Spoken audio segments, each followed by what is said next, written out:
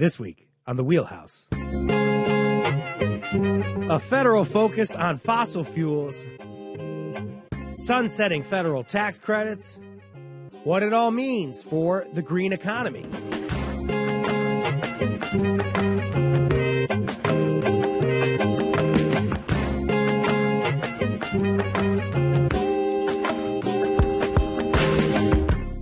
For Connecticut Public, I'm Frankie Graziano. This is The Wheelhouse. It's a show that connects politics to the people. We got your weekly dose of politics in Connecticut and beyond right here. Federal tax credits incentivizing many forms of green energy expire at the end of the year. In Connecticut, state leaders have been forced to ration electric vehicle rebates in anticipation of a spike in purchases before the Trump administration sunsets federal tax credits that expire at the end of this month. State Energy and Environmental Protection Commissioner Katie Dykes is getting the word out about the credits and how Connecticut residents should proceed. She joins us right now in the studio to talk about it and a controversial move from the Trump administration to halt a nearly completed offshore wind project. Good morning, Commissioner Dykes. A lot going on for you. Good morning. Great to be with you. Thank you so much for coming by amid all of this.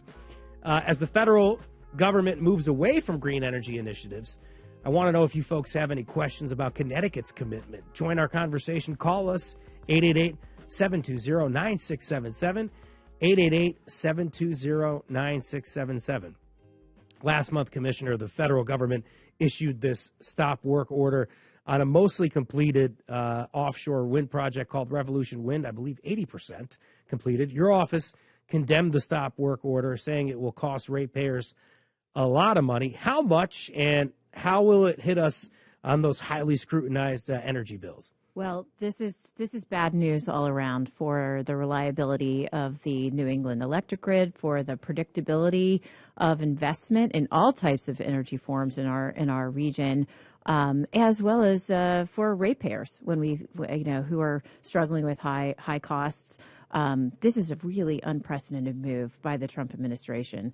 It's one thing to raise questions as you're going through a permitting process and so on. But this is a project that we signed contracts with back in 2018, 2019 at competitive prices. Then these are pre-pandemic prices for offshore wind, which compete favorably now with the cost of new generation of all types, which is much higher than it was back then. And the project is employing 1,200 people in Connecticut and Rhode Island, including 200 right down at the state pier. It's a project that's 80% complete. It went through a 9-year permitting process, and it's ready to deliver power to the grid next year. And so this intervention from the Trump administration is really devastating. And my phone's been ringing from, power generator folks that build power plants of all types who are concerned about the chilling effect this has on investment. If you can no longer count on being able to move forward a project that when you have all of your permits in hand. Our calculation at DEEP is that, there aren't other power plants that are this far along and ready to swap in and substitute for the Revolution Wind project next year. The ISO New England, which operates our regional electric grid, is counting on this 704 megawatt power plant to supply power by the end of next year. And if this stop work order isn't reversed, we could see higher prices on the order of approximately $500 million that will impact not just Connecticut ratepayers, but businesses and residents all across the New England region, because we're going to be a little short of generation supply, which means, laws of supply and demand, prices will go up. A lot of people, particularly in this job that you're in right now, care about bothering you about energy prices, I would imagine, or asking you about that, and in your past life as being involved with Pura. So what does $500 million mean in terms of a bill? Does this mean that it could have been a massive savings for folks? Yes. So this is a couple of dollars per month, roughly, that we would expect will come onto the average residential, generation charge if this project is experiences. In a time where you're talking, where state lawmakers are usually talking about trying to find money, maybe even bonding money to try to save money on bills. And you had an opportunity here, it sounds like, to save some money. Exactly. This is taking us in the wrong direction. And frankly, you know, the Trump administration, President Trump has called for making our grid more reliable, bringing costs down for consumers. That's certainly a priority that Governor Lamont and our legislature, you know, both sides of the aisle have been prioritizing. This is just an action that's taking us in the wrong direction. And playing these sorts of, you know, resource politics here so late in the game with a project that's so far along. And frankly, for men and women who are, you know, sitting idle right now, wanting to get this project back on track, who are worried about what this could mean for their jobs. This is a domestic energy source being constructed just 15 nautical miles off the shore of Rhode Island. This is the type of you know, investment in American energy that we need, because the demand for electricity is going up. We have a thriving economy, a growing manufacturing sector, and more demand for energy is critical to national security and economic growth. And so that means we have to have predictability for folks investing in these projects that, you know, again, that when they make those investments, they'll be able to get their projects turning on and helping support the grid. I read in Politico that the Federal Bureau of Ocean Energy Management, that's the arm of the Trump administration that you all are dealing with, issued a stop work order citing national security concerns. What do you know, if anything, about whether or not, as this project was being constructed and actually going through, if national security was anything they were concerned with, or if it popped up, or if that's something that is just being used against you at this point? What do you know? There's really not a lot of detail that the Trump administration provided about that concern. What I do know is that the Department of Defense was part of the consultation process and the development and the permitting process for this project. Again, you know, we know that there's a lot of focus on helping to make permitting processes more efficient, more streamlined. This is a multi-year process that this project went through, and we know that this is one of many topics that was considered, and permits were issued, and so to see this issue now being raised as a concern, you know, it just feels like a pretense. There's not a lot of detail about this, and I worry about what this means for, you know, national security and defense. If we have a lot of defense industry, you know, facilities and manufacturers here in Connecticut, in the region, we need to have a grid that's reliable to support, you know, those installations too. And the cancellation of this project, I worry about the negative impact that could have to some of those types of facilities, and frankly, all residents and ratepayers and businesses in the region. That's why, you know, just days after the stop work order was issued, we saw an unprecedented statement from our grid operator, you know, raising concerns about the negative impact on grid reliability if the project is halted. We have a challenge here in New England that we've been aware of for a long time, which is you know, we face reliability risks, especially in the wintertime. If you have one of those multi-day cold snaps that New England is famous for, those are the periods when, you know, the grid operator gets nervous that some of our power plants, particularly gas power plants, may not be able to get access to the fuel they need to run reliably during those periods. And resources like offshore wind actually perform really well during those cold winter periods. So we've been counting on this resource to actually help improve the reliability of the grid, especially at those times when it's most vulnerable. I just want to say that this issue may be litigated at some point, obviously, because Attorney General William Tong and his group has sued the Trump administration. Tong is saying that Trump's administration's actions were blatantly illegal, was the quote that he used. So we talked about the prospect of this project being shut down and what that could mean for the future. Do you have to wait for the Trump administration to sort of finish out their term, or is this really a sort of a death blow to the sector here in trying to get these kind of projects off the ground, or is it just going to take some time? Well, a project like this, particularly one that's so close to completion, I mean, there's serious harms if this stop work order is not rescinded. And I appreciate, the work that the Attorney General has been doing, working with Ørsted, the developer, the Attorney General of Rhode Island. Certainly, we've been part of raising these concerns and hoping that the courts will be able to intervene here.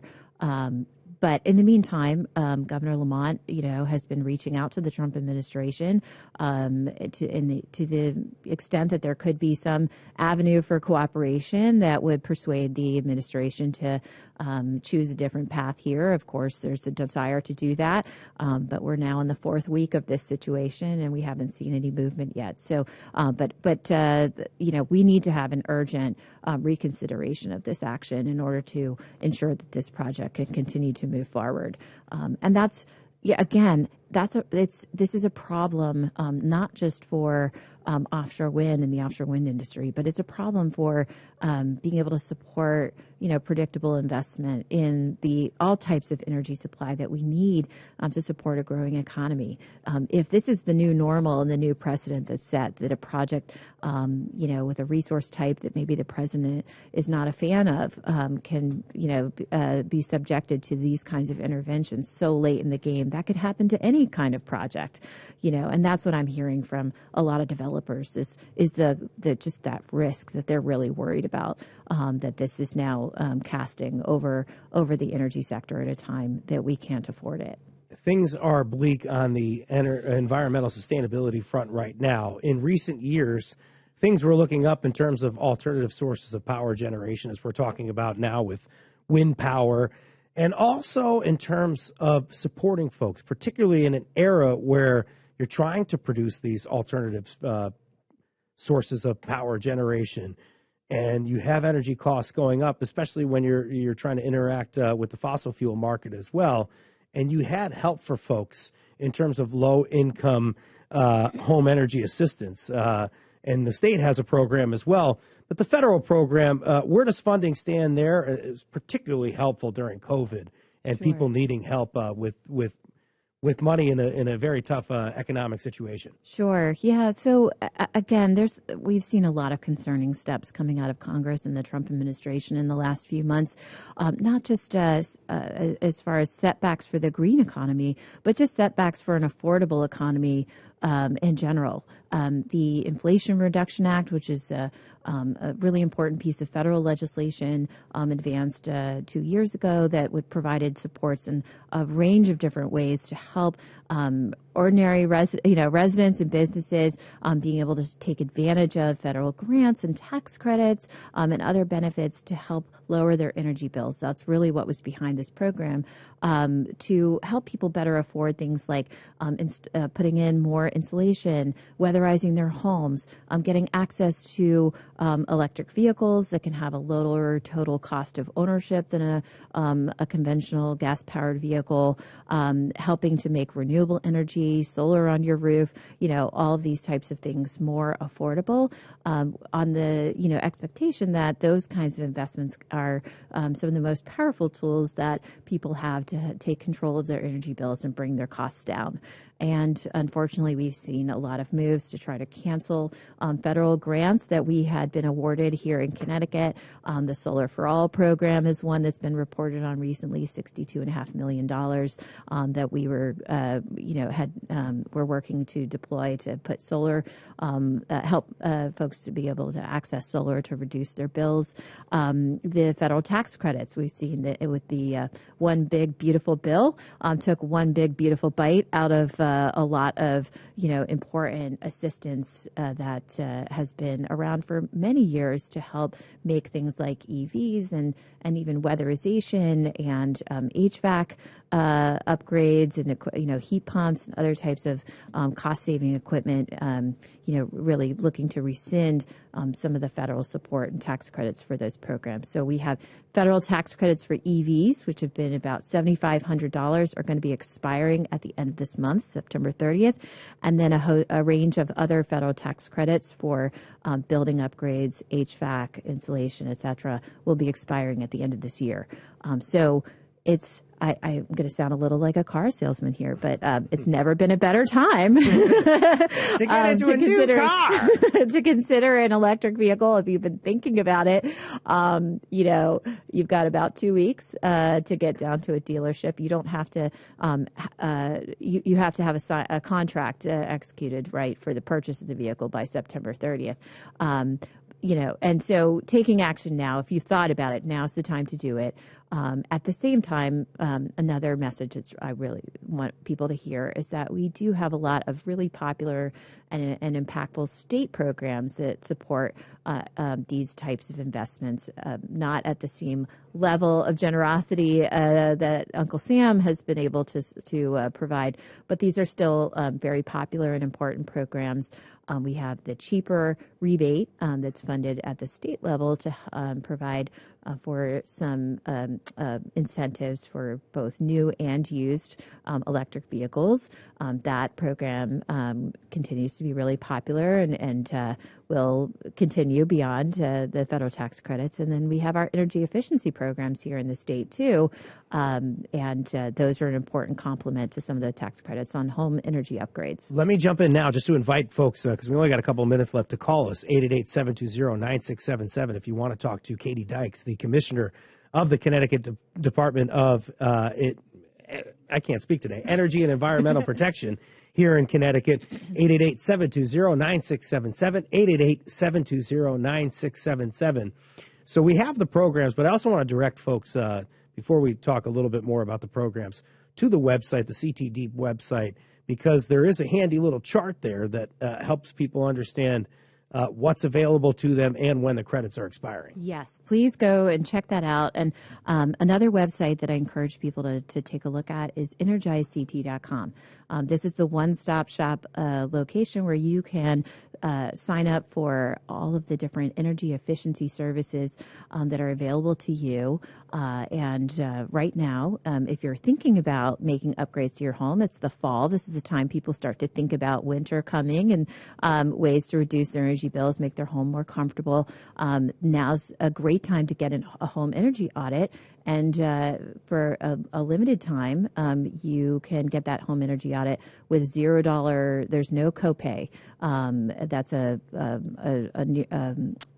offering that we're doing for a limited time, and that will get you roughly $1,000 worth of services, including air sealing, caulking, plus an assessment of your home and customized recommendations for the types of investments that would make the most sense and give you the biggest bang for the buck in your home.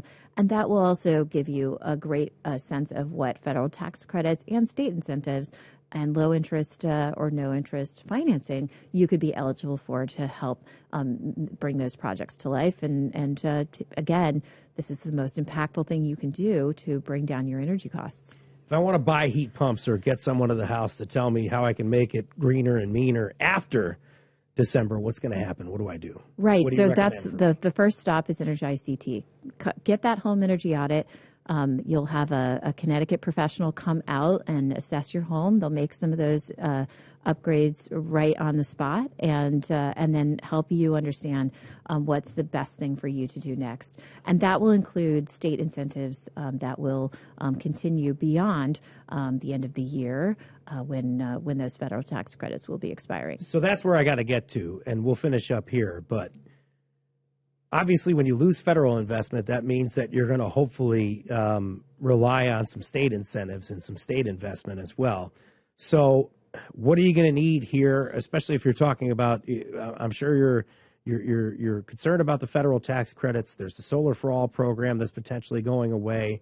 So what's the ask of state lawmakers? How can they step in here to help? Well, continuing to protect and preserve the programs that we have in place at the state level has never been more important because folks are going to be increasingly depending on those programs going forward. Look, certainly without the federal tax credits have made some of the incentives more generous, but that doesn't mean that they're not cost effective and they don't continue. They're going to continue to be,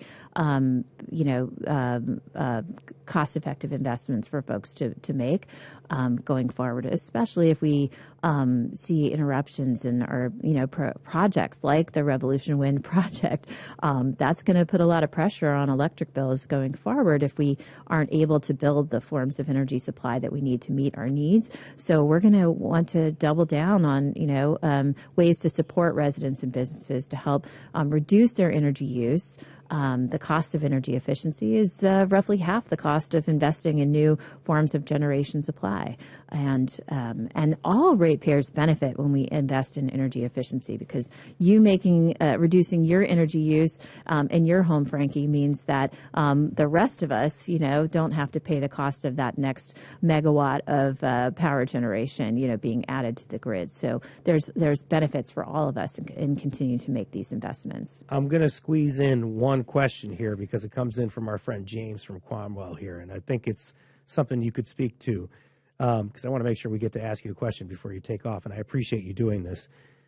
Another big concern that people have is that you're not going to have the same kind of support from FEMA potentially in the future or something like that, or I don't know, any kind of support from the federal government, because Connecticut tends to vote a certain way, so there's concern that the Trump administration may not support Connecticut. So is flooding mitigation and prevention something that you'll be focusing on here, or does that kind of amp up the pressure? Yes.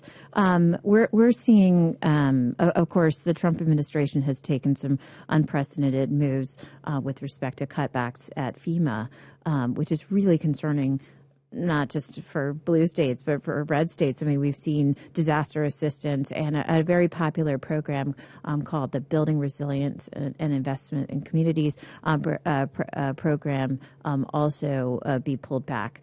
This investment in what we call hazard mitigation, making proactive investments to help communities better protect themselves from the impacts of extreme weather events. Every dollar invested in those kinds of proactive infrastructure kinds of projects save $6, $7, $13, in terms of lower costs when disaster strikes. And so this is just makes all the sense in the world to be investing in these types of projects. DEEP has been able to support a lot of planning and project development for resilience through a DEEP Climate Resilience Fund that we launched just a few years ago. We're going to be coming out with a new grant round. We encourage municipalities to sign up and bring their projects forward. We see communities here in Connecticut working on projects to help reduce flooding, to prepare for things like extreme heat, even wildfires. If you remember last fall, we had a really unprecedented wildfire season. We know, because we have been investing in and listening to the science, we know that we are facing these risks and what those risks look like. And being able to take that information and then translate that into the kinds of actionable projects that, cities and towns can build with this kinds of state assistance can make all the difference to help protect residents and businesses from those kinds of disasters. We can't say exactly when they're going to happen, but we know the kinds of disasters that we need to be prepared for. And credit to the legislature, we've had a lot of support for providing bond funding for this important program at the state level, because we know this can happen here, and we want to be prepared. James and I very much appreciate you answering that question. This is Katie Dykes, the Commissioner of the Department of Energy and Environmental Protection in Connecticut. Thank you so much for coming on the Wheelhouse this morning. Thanks so much for having me. Thank you for taking the time with us. Coming up, we're going to talk about what we just heard from the Commissioner, and we'll talk a little bit more about the green economy and what it looks like in 2025. 888-720-9677, the number to call. You're listening to the Wheelhouse on Connecticut Public.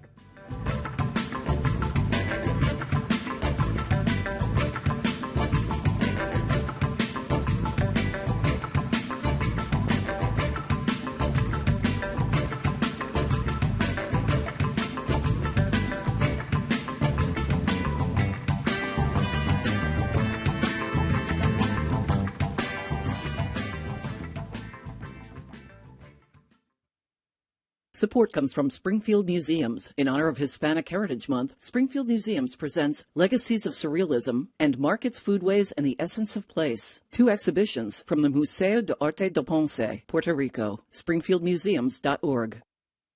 It's an all-too-human tendency to humanize non-human things. Wilson, where are you? Wilson! It doesn't just happen to desert island castaways devoid of human contact. We name our cars and believe our pets have complex inner lives. Why we anthropomorphize. That's next time on 1A.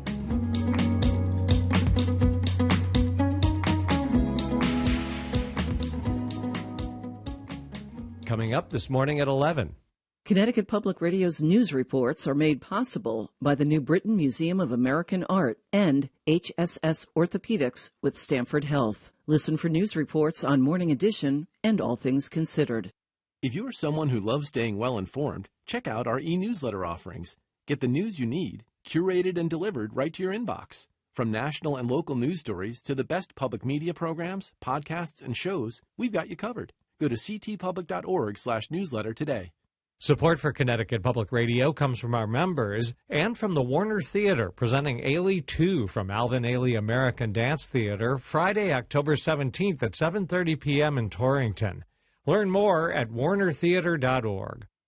This is the Wheelhouse from Connecticut Public Radio. I'm Frankie Graziano.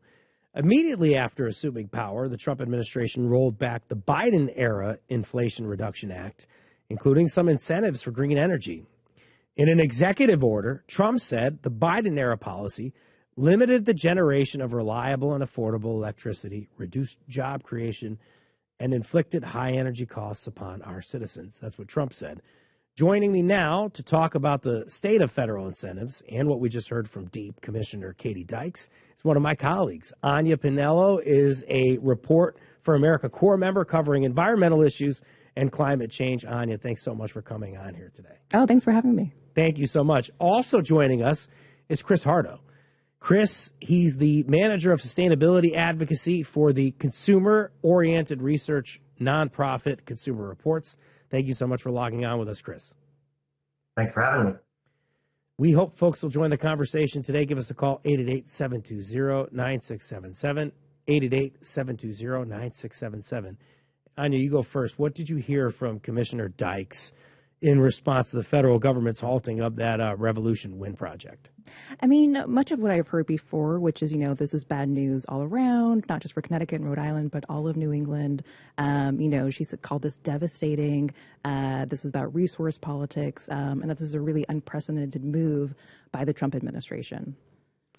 And it's interesting that you say that. We were going through that Trump quote at the beginning of this section when he's talking about job creation and using that as a reason to cancel out the Inflation Reduction Act. But then we see that some of the jobs created by that Revolution Wind project are certainly in general in jeopardy.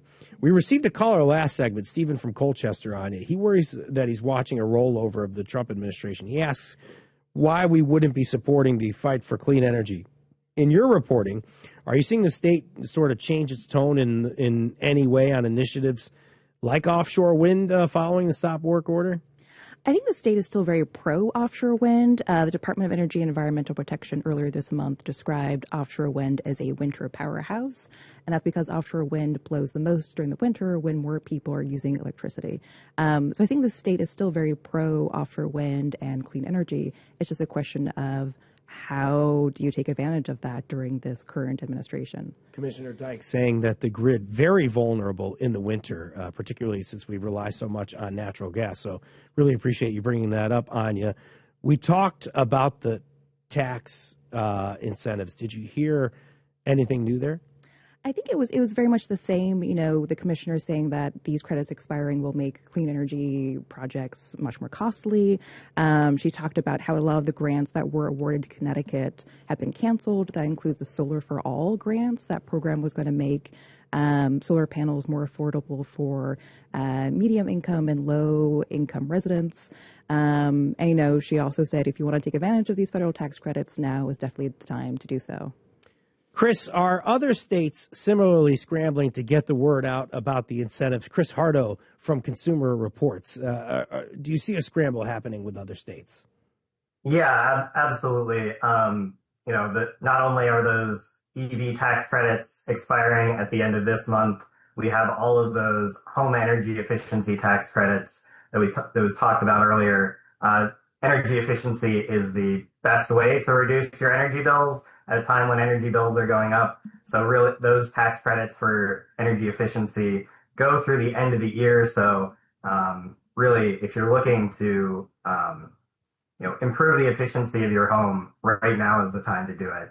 Tax credits for more efficient heating and cooling, more efficient insulation, doors, windows, all that good stuff can reduce your energy bills. And those tax credits are still available through the end of the year. So now is the time to take advantage of it. And organizations like ours and states are really trying to get the word out that now is the time. The energy vehicle credits, or excuse me, the electric vehicle credits that we've been talking about, is that hurting the EV market in the United States, Chris?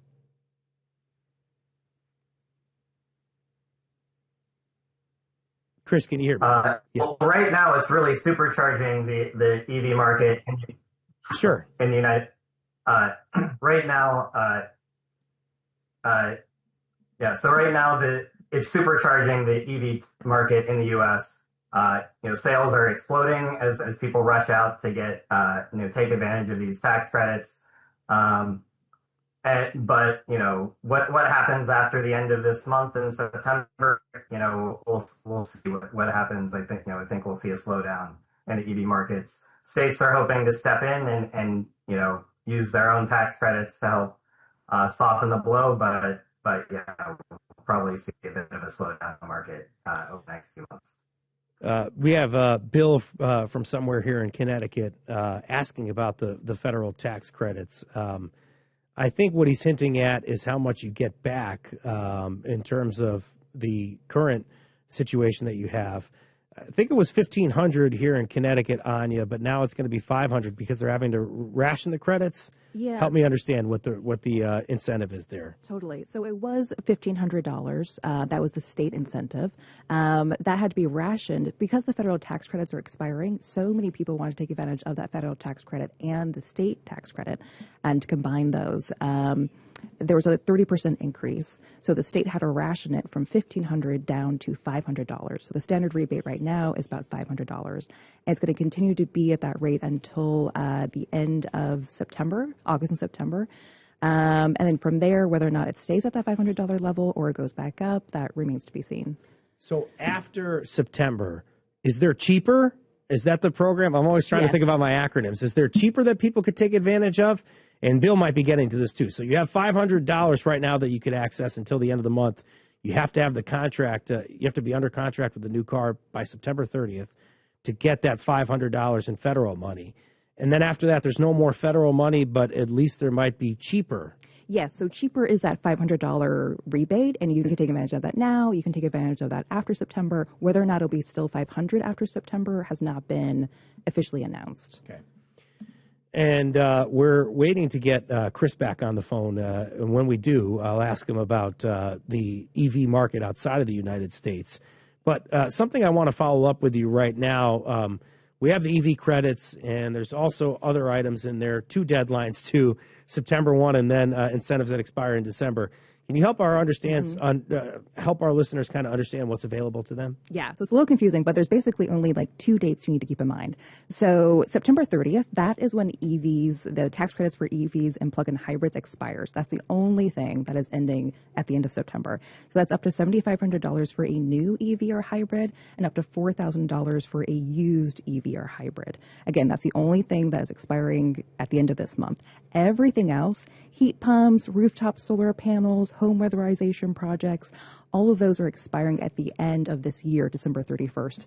And it's important to know that that's not just a purchase by date, that is a purchase and install by date. So if you're doing the rooftop solar panels, you need to buy them and have them ready to be installed, ready to be connected to the grid by December 31st.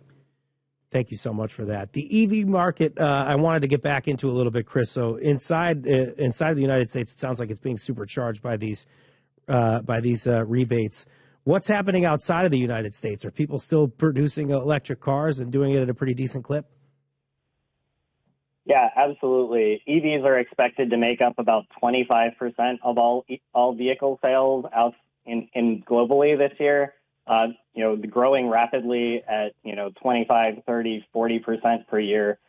So EVs are taking off worldwide as the technology keeps getting better and better and cheaper. Just lastly here before we finish here, this is the last question I'll ask you guys.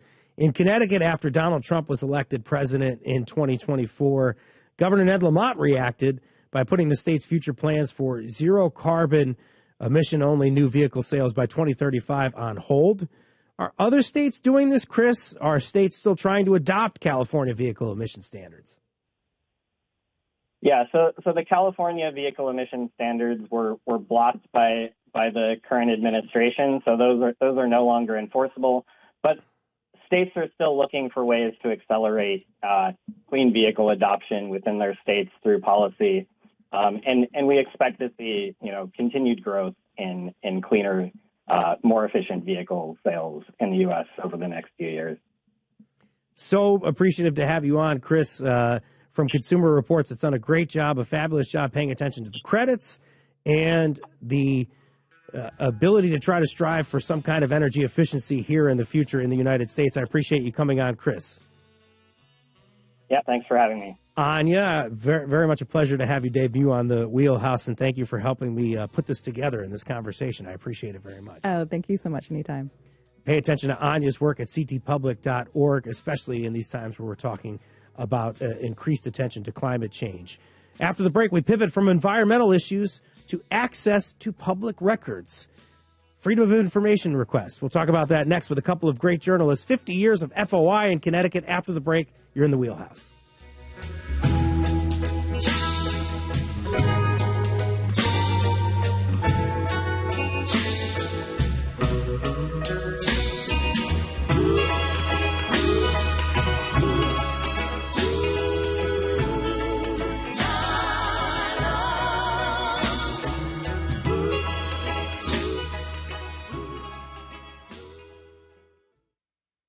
Support comes from LiveWell. Learn, grow, and thrive. Your way. Fall semester to thrive starts this month. Classes available for people living with dementia and for those wanting to prevent it. For details, visit livewell.org. Congress has overhauled the federal student loan system. Students could now have more access to private educational loans, but education finance experts say they're not necessarily a better option. Private loans that exist now are not particularly working out well for folks. So if we're driving people to this market, what does that actually look like for everyday borrowers? The pros and cons of the private student loan industry. That's on the next On Point. Listen this morning at 10. In New England, the weather is always changing. Listen for forecasts throughout the day from meteorologist Garrett Argianis. Support comes from Springfield Museums and Hancock Shaker Village. Is it time to part with that old car? Here's an idea. Donate it to support the news you love. It's fast, safe, and will even come pick it up. It's a simple, smart solution to that spare car. Go to ctpublic.org/car to get started, and thank you. Support comes from Premier Concerts and Manic Presents, bringing Herb Alpert and the Tijuana Brass in their final Connecticut appearance to College Street Music Hall in New Haven on March 26th. Tickets at collegestreetmusichall.com. This is the Wheelhouse from Connecticut Public Radio. I'm Frankie Graziano. This year marks 50 years since the state of Connecticut's Connecticut Freedom of Information Law was enacted, guaranteeing access to public records. But some of our best reporters aren't exactly reveling in the sunshine on this 50th anniversary. They say regarding the release of certain records, a slow process is keeping the public in the dark. Jim Huddadine is Connecticut Public's investigative reporter. Good morning, and editor, actually. Good morning, Jim. Thank you for being here. Hey, good morning. Thank you so much for inviting us on. Of course. Jacqueline Rabe Thomas, Connecticut CT Insider's investigative reporter and a prolific filer of Freedom of Information Act requests. Good morning, Jackie. Thanks for having me. Thank you so much for coming on. It's a good conversation. If you folks are worried about your effort to be informed, give us a call really quickly, 888-720-9677. Or at least maybe a pep talk, because I know you don't feel bad for us reporters, but it's not exactly an easy time to be working right now. So just give us a call, 888-720-9677. If you can, Jackie, a quick overview of Connecticut's FOI process. You try to get access to a record you think is public. An agency or official has to respond in a certain amount of time, right? What happens from there? Yeah, so in theory, there are certain records that have to be turned over in a timely fashion. In practice, there are many hurdles to cross before you can get records from many public agencies in Connecticut. And those hurdles can include? Sure. Things like not having enough staffing at an agency to process requests. You know, the Department of Corrections has one attorney handling records requests, and also same records requests for those who are filing lawsuits against the Department of Corrections. So the media tends to, and other requests tend to get to the back of the line. And, you know, just sometimes there is maybe a resistance to provide records that might make the agency not look so great. So we see proposals every now and then, Jim, in the state legislature. Reporters say impact the public's right to access public records. One example from this year that you spotlighted was a bill to keep secret pending complaints against police officers. It didn't pass. And while proposals to keep some information private don't always pass, some changes have gone through in recent years. Which ones? Yeah, so the way to think about this is I had the good fortune of hearing a talk many years ago as a fresher-faced reporter from a guy named Pete Weitzel, who was at the Miami Herald. And he was one of the kind of forefathers of our sunshine laws around the country. And what he said to all of us in the room was, these open government laws are a constant tug of war. So it's not a one-and-done thing where you have the laws on the books and then everyone can get the records they need to do their job. You always have to be pushing to make sure that agencies are following the law. And at the same time, there are efforts every year in the legislature to kind of erode what we have in place now. Yeah, because reporters don't make the laws. Reporters don't make the laws. We do. This is one thing that we do advocate for is the freedom of the press and the First Amendment. But, you know, in Connecticut in the last few years in particular, there haven't been any huge overarching changes, but there have been all kinds of proposals around, you know, making people's public employees' addresses secret, trying to kind of make some of the research that happens at UConn protected from disclosure for certain reasons. A lot of that stuff has not gained traction. Last year, one bill that did make it almost across the finish line would have made it so that if someone files a complaint against a police officer or a corrections official, the agency investigating that complaint can keep it secret until the point at which they, in their judgment, determine it's been fully adjudicated. The idea was to kind of protect the reputations of those who haven't done anything wrong. But the Freedom of Information Commission here in Connecticut, really had concern about that measure because they argue it really could have opened up this giant loophole you could drive a truck through where people could hold on to those records and say, indefinitely, well, we're still looking into it or something along those lines. So it really would have made it difficult not only to judge what happened in that particular incident, but how, the efficacy of the agency that is charged with accountability for that system. That didn't pass, but that didn't pass, right? It did not. No, it made it through the Senate, but didn't get a final vote. But still, one thing that's kind of a hurdle in your way for both of you is that now there's some kind of situation where if you file a request with an agency, you kind of have to stick with that agency, right? You can't necessarily bump around if you see that the other agency, let's say we just had Deep in here, let's say maybe Deep has the records, but you FOIA'd a different department. You can't necessarily then go back to Deep and ask for the records, right? Yeah, Jackie really brought this to light, I think. Yeah. Yeah, so Hearst, Connecticut, we filed a complaint against the Office of Policy and Management, the governor's budget and policy office, asking for some records related to how folks were being treated by prosecutors in the judicial branch in the system on a bunch of data that they were receiving. And they fought the release of that information. The FOIC ruled in Hearst's favor, but the legislature tucked in a 500-page budget, or I forget how many pages the budget was that year, but this omnibus budget bill that you have to go to the original agency for the records. You can't go to, if someone sends information to Deep, you have to go to the sending agency to get the records. They're not all winners in reporting, right? You're not always going to inspire people to put HEPA filters in school like you guys have here at TAP when you worked with us, Jackie, or some of the other great things that you've done here in the state. Sometimes they may, it looks like, pass a law that goes the other way. There's an FOI commission that's supposed to help out reporters, or at least mediate requests that drag on. Reporters can get a hearing, but first of all, does that always happen? And then what's kind of the status of the FOI commission in Connecticut now? There is a logjam. It takes a very long time to get a hearing and to get a decision in your favor if they rule in your favor. And some public agencies, I feel like, know it. So, I have a complaint going back 6 months that I'm still waiting for a hearing on. I could go on and on about how many months I've been waiting for different hearings before the FOIC. How long would you normally supposed to get that hearing in? Can you just help me out with that process? So, like, is there a time frame that you're supposed to get the hearing? Or when you file a request, you're supposed to get it by a certain time? Is there some kind of 30-day window? So there is a state law that says complaints have to be decided and a decision has to be made within 1 year. Okay. And so, there was some controversy when that was passed several years ago because there was concern that cases would just go away because, they hit the 1 year mark.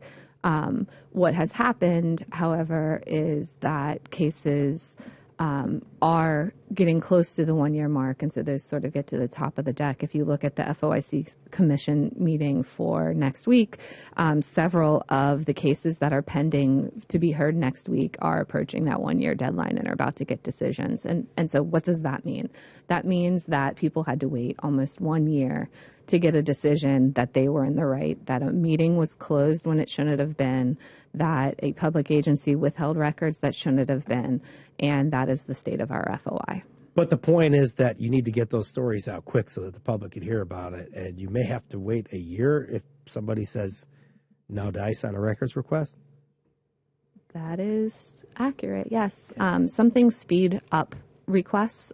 If there's an indictment, some agencies will want to get all the records out the door as quickly as possible. So, to point to their being innocent or, media crisis 101 is to sort of take all questions until there's no questions left. And so, just a flood of records starts to come out the door on that. Or if it's a priority legislation of the administration or legislators, records surrounding that will start to come out a little bit faster. But oftentimes, investigative reporters like us, it's not stuff that people are wanting to get out the door quickly. So there is some resistance. I will say that I think the folks who handle these FOI requests, they're doing the best they can. And, it's often what I found when I'm sort of trying to negotiate the release of records to avoid this 1 year wait or nearly 1 year wait is that they're just, understaffed. FOI offices are understaffed in our state.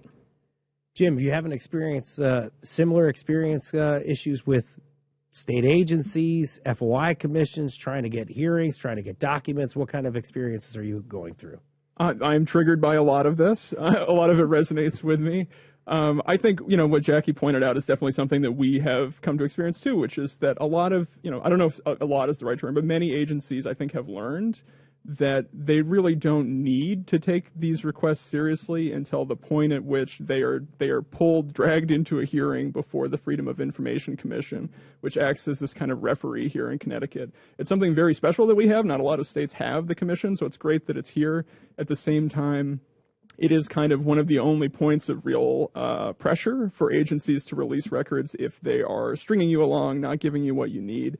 And so the delay itself becomes a tool to kind of blunt any accountability that an agency might face if those records were to come out. I think some have learned that the delay can be a tactic that can prevent the public from learning about the thing it is you're trying to bring to light. And that really reduces the ability of citizens to make informed decisions about who's in charge, how government functions. So it really kind of subverts the whole point of what we're trying to do. Like voting, folks, or like if you should probably go to that council meeting this week because there's going to be a big vote or something like that. This is the kind of stuff that reporters have to do. And not that I'm trumpeting and beating the drum for reporters here, but if you want to feel informed, if you won't want to see an issue happen and then react to it afterwards and say, hey, maybe I should have participated in that, that's the job of these reporters to kind of keep you informed. 50 years into this law here, Jackie, as I mentioned before, you're a prolific FOIA filer, and I say that because I admire you for it. Is state getting better or worse at this, and in what ways is it impacting your work? I would say that there are a lot of really great actors in this state who really, have the spirit of open records and want to get information out the door. I got a record response back last week that was like 2 minutes to get back records. And I was like, good for this agency. This is amazing, right? And I can't tell you how often that happens, that people are acting in good faith. It's just really frustrating when people are still acting in good faith. It's just, some requests are pretty large or complicated, or something maybe someone doesn't want to release and make public. And so there are these delays, and you really don't have that mechanism for those examples. But I would say the state of FOI, for sort of the spirit of FOI and following it, I would say that a lot of state agencies and local public agencies really do see the benefit of getting information to the media. Jim, I asked Jackie about this. We can only do this in about a minute. You're a diehard reporter. I think you might get FOI tatted on you one day. Help me understand why you care so much about this Freedom of Information request and why the people should care about it, too. So I don't have any tattoos, but I've often thought if I were you. I don't either. The issue, I was going to ask you, the issue is if you get a tattoo, it's got to be something that you know in like 10 or 20 years, you're still going to think is cool, you're going to think is important. Yeah. What else in my life can I say that about except freedom of information, open government? These laws are so important. Not to get on my soapbox, but it's the First Amendment. Congress can't make any law to abridge the freedom of the press, and that's because it's so central to how we run a democracy. And I just want to encourage folks to realize FOI is not just for journalists, it's for citizens too. Anyone can use this law, and the more that you go ahead and file a request, the easier it's going to be for the next person who comes after you. You can email FOI@ct.gov. The Freedom of Information Commission is there to help you. So exercise your rights, and this law is going to be more effective for all of us in the future. Hey, who says that the lamestream media doesn't care about you folks? Listen to that. Jackie and Jim do, and I guess they're not a part of that lamestream media. Jackie Rabe Thomas, you can see her work at ctinsider.com, and Jim Huddadine, our investigative editor here at ctpublic.org. I'm out of time here. I want to thank Chloe Wynn for producing this show, Patrick Scahill for editing it, Dylan Reyes for his great work as technical producer, Tess Terrible, Megan Fitzgerald, our visuals team, our operations team. Thank you so much. This is The Wheelhouse. I'm Frankie Graziano. See you next week.